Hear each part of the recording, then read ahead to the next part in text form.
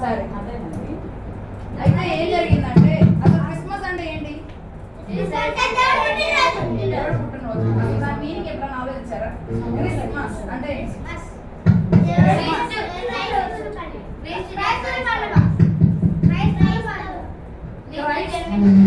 Christ mass అంటే ఎక్కువగా చెప్తూ ఉంటారు మాస్. ఇగో మేము మాస్ మాస్ అంటే ఏంటనుకున్నారు? దేవుని స్తుతించడం. క్రైస్ట్ మాస్ అంటే ఏంటంటే క్రీస్తుని ఆరాధించడం. ఏంటిది? క్రీస్తుని ఆరాధించడం. మరి అలాంటి సమయంలో మనం అన్ని చేసుకుంటాం కదా. మంచి మంచి బట్టలు కొనుక్కుంటాం, షాపింగ్ వెళ్తాం, అన్ని పప్పులు అనుకుంటాం, కూర్చో ఇవన్నీ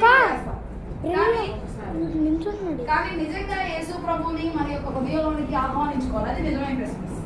ఏసే మన హార్ట్ లో లేకుండా మనం ఎన్ని చేసినా సరే మా పాస్టర్ గారు చెప్తారు ఎప్పుడు బయటేమో స్టార్ ఇంట్లోనే బాగా అలా ఉండకూడదు. మన సెలబ్రేషన్స్ ఎలా ఉండాలి? మన సెలబ్రేషన్స్ మన హృదయంలో ఏసే ఉండాలి. ఏసే మన కోసం జన్మించారనేది మనం భావించాలి. దాన్ని మనం యాక్సెప్ట్ చేయాలి. అర్థమవుతుందా? మరి యేసు ప్రభు ఎలా పుట్టారో తెలుసా మీకు? పశువుల పాకలో జన్మించారు.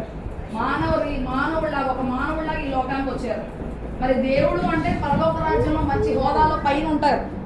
అవునా? మరి సైంటిస్ట్ అంటే ఇదంతా నిజమా కాదా?